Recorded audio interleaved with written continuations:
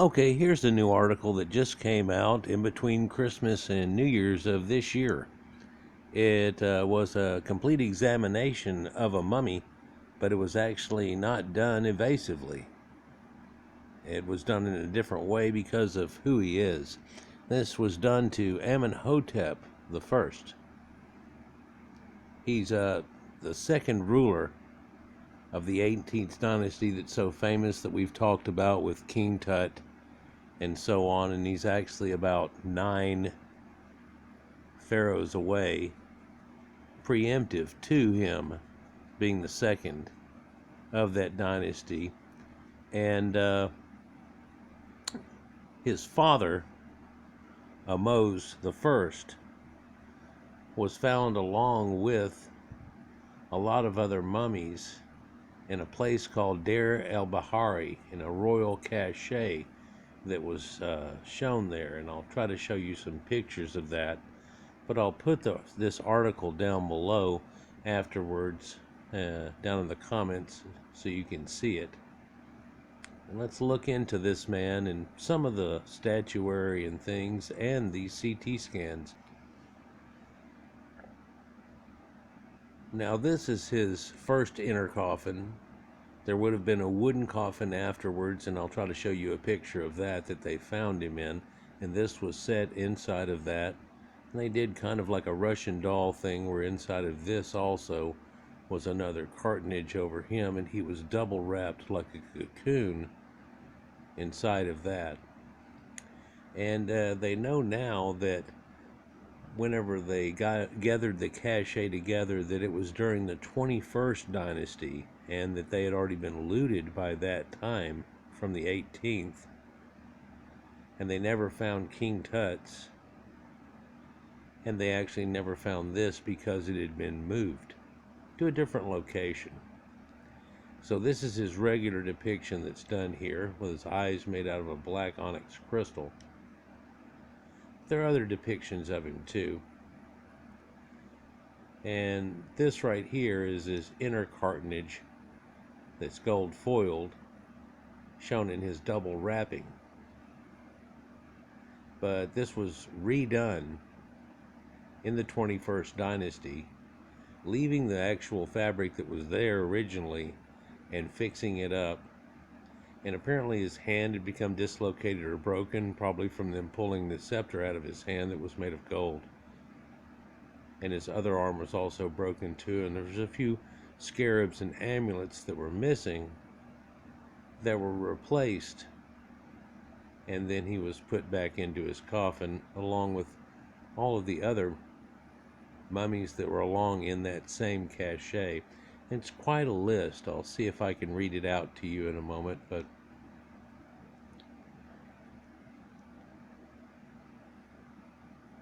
so this is his appearance in his regular Ka statue, if you will, with his hands crossed, and his hands would have been crossed in ancient times. And again, he's about 9 pharaohs before the famous King Tut. If we went 8 back, that would be Akenaten, or Amenhotep IV. This man is Amenhotep I. His depiction on the right that's barely in there almost reminds me of John Wayne, but let's just continue. So in that reign that was in between there is the famous Queen Hapshepsut. It's also Akenaten, like I said. So Akenaten was originally Amenhotep IV. Now not a lot is known about this reign that was through here. All that was known was he carried on his father's lineage on, and that's what is actually said in the documents and so on. One can easily tell his phenotype, but once you get to see the color CAT scan, it might be even more revealing.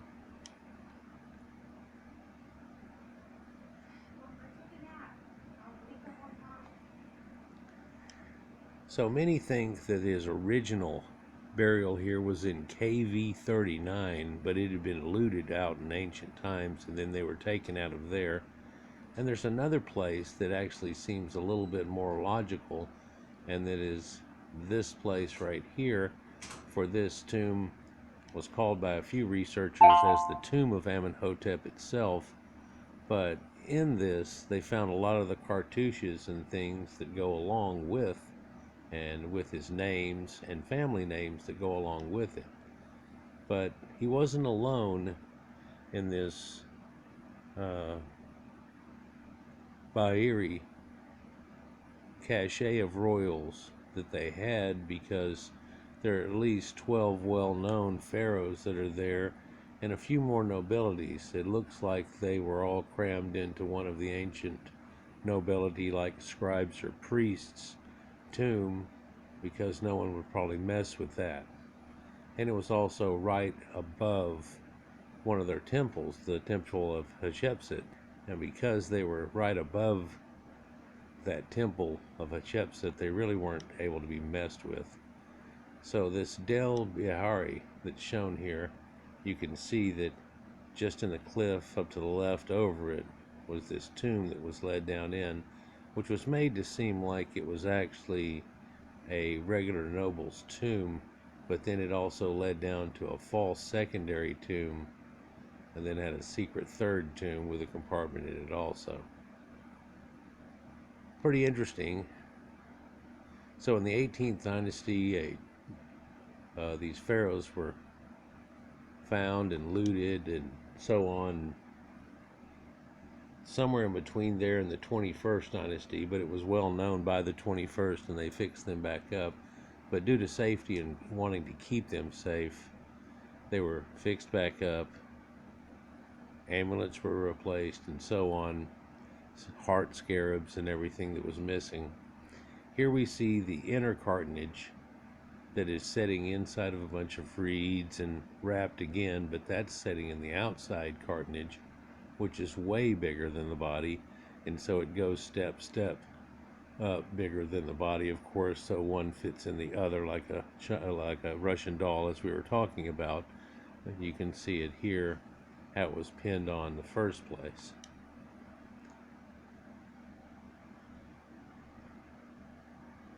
So this is that depiction that was in the cartonnage there, and it even still has some of the reeds and things that were around it.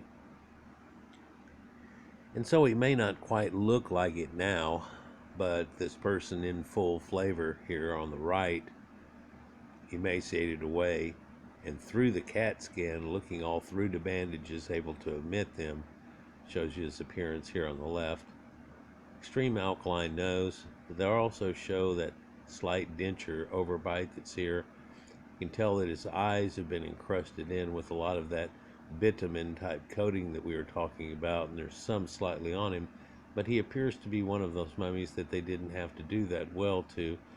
Strangely, they actually didn't take out his brain or his heart, well, heart being normal to leave in, but they didn't take out his brain. Don't know if you can see it on the edges here, but he has red hair. But we'll get a closer look at that and the shape of his cranium here in just a moment too, to get another effect. And again, this came out by this paper by Zahar in Salim. So inside the casket here would have looked something much like this, and they noted that there was no sign of any damage to him. His arm, which appears to be broken, and his wrist, which dislocated, seems to be superficial and much after the time. Even by looking at the bandages, they kept those same ones on and did a reparation job to them and pinned them in a few places so they wouldn't flop around and move out of place, and replaced scarabs where they were gone and replaced them. But one thought came to mind was that, well, maybe he had an abscess tooth, because things like that happen and get out of control, you know, and it doesn't take much, and infections back in that time. But they noted that his teeth were in extremely good shape, but one would think of nobility of probably having a little bit better teeth and so on. But he also was able to keep all of his molars and things, which is kind of interesting also. And so here you can see that his left wrist was kind of busted but been replaced.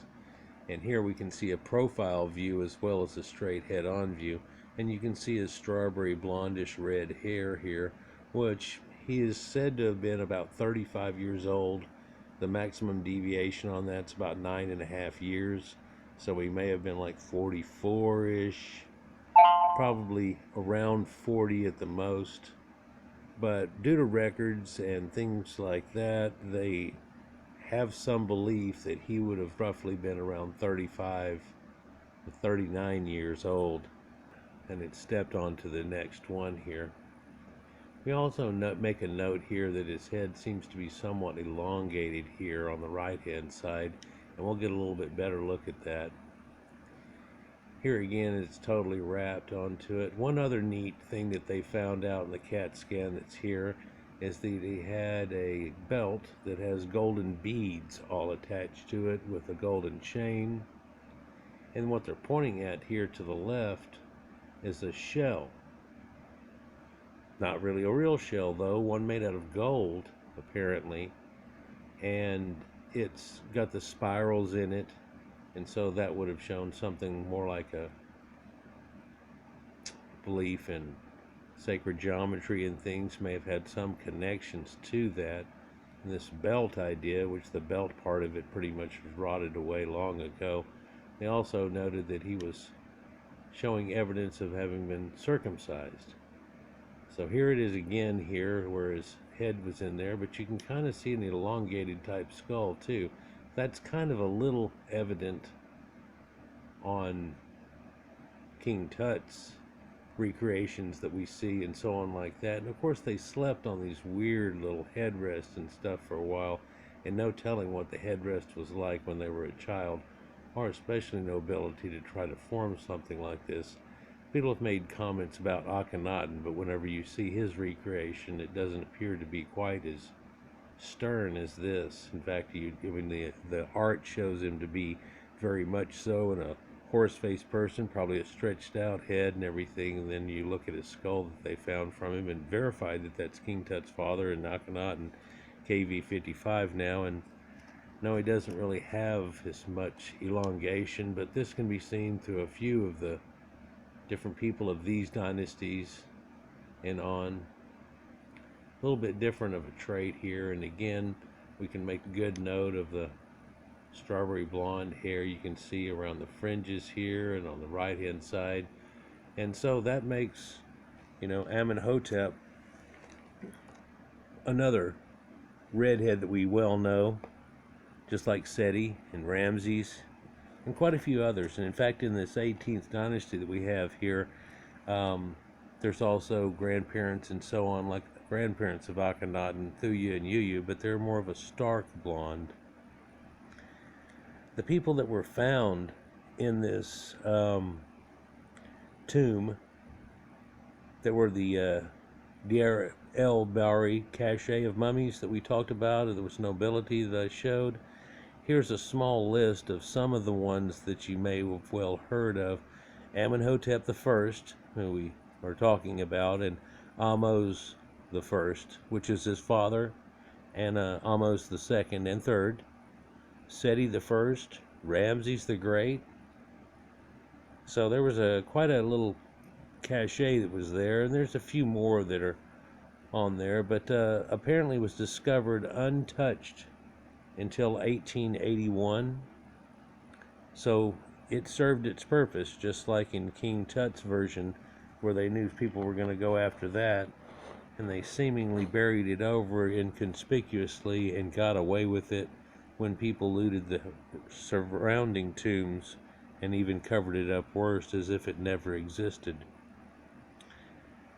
So he's fully wrapped and still is today, and he's one of the few nobility that's been left unwrapped over time, and so they thought they would do something like this and non-evasively be able to look totally into the situation and see him almost just like you would take and unwrap him totally in the best view you'd get of him, and just in a CT scan. So I think that's pretty cool, and it also still keeps up with the 18th dynasty's look and things, and they can tell that it was been fixed and so on.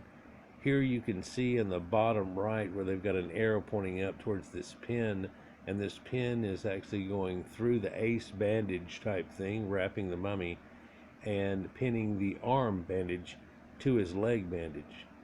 But it appears that his arm was originally bent from here back up to here, and if you look at the way his hand is configured right there, it would have been holding like the scepter, and then this hand holding the other one, and so somewhat crossed, and the scarab was missing, and so on.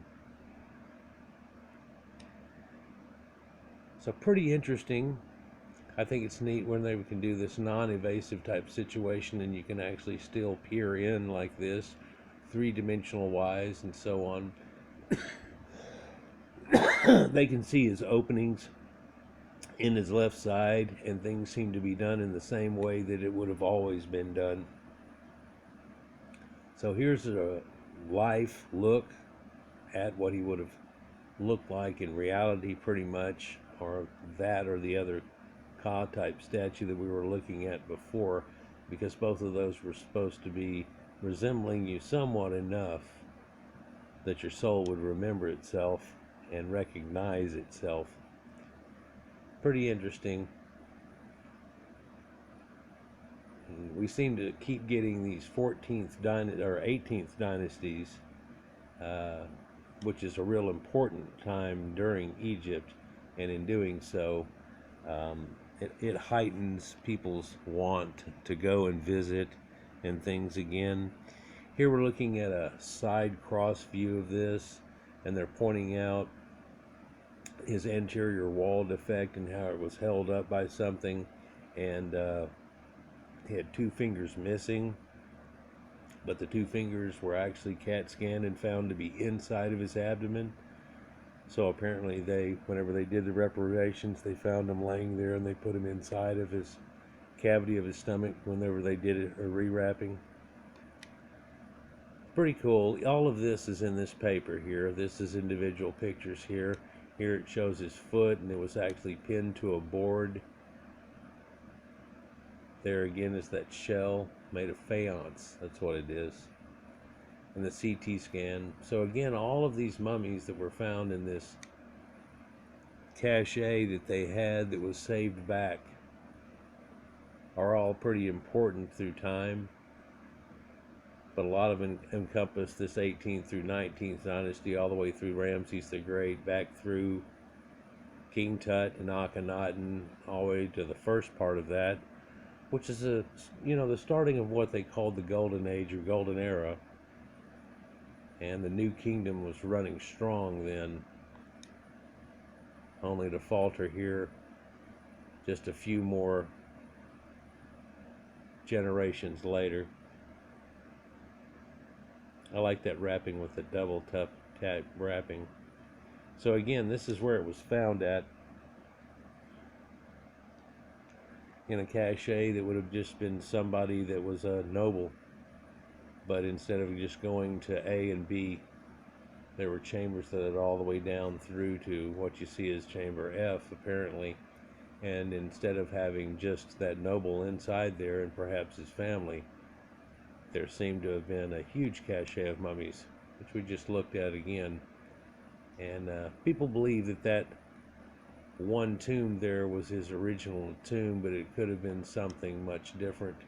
Here it is in some of the original pictures done in black and white in the ancient times, back in the late 1800s, with a coffin lid and it sitting there itself on some of the boxes and some of the funerary items that are around it, some of which are indicating his children there, and those children ended up becoming pharaohs and nobility that led on through the dynasties in question, the 18th through 19th dynasty. Anyhow, let me know what y'all think down below. At this point, they don't appear to have done any genetic testing onto them, which could have been pretty easy, but they wanted to do something very non-invasive this time as opposed to something like that. Zahiwas got in the middle of it, probably helped to steer it a certain way. In fact, in the bottom of the paper, it actually indicates so. So I wonder what reality we have along with that. But I'll clip this down there at the bottom and you'll be able to take a look at it a little longer and have a look at this guy that probably doesn't look what you were supposed to have thought that the Egyptians looked at, but quite very well is. Peace.